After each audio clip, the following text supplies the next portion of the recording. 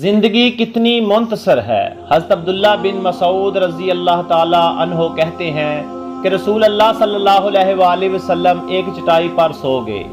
नींद से बेदार हुए तो आप सल्लल्लाहु अलैहि वसल्लम के पहलू में चटाई का निशान पड़ गया।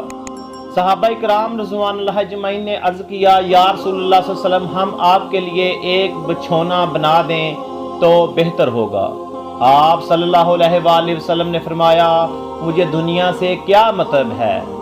मेरी और दुनिया की मिसाल ऐसे है जैसे एक सवार जो एक दरख्त के नीचे साया हासिल करने के लिए बैठे और फिर वहां से कूच कर जाए और दरख्त को उसी जगह छोड़ जाए।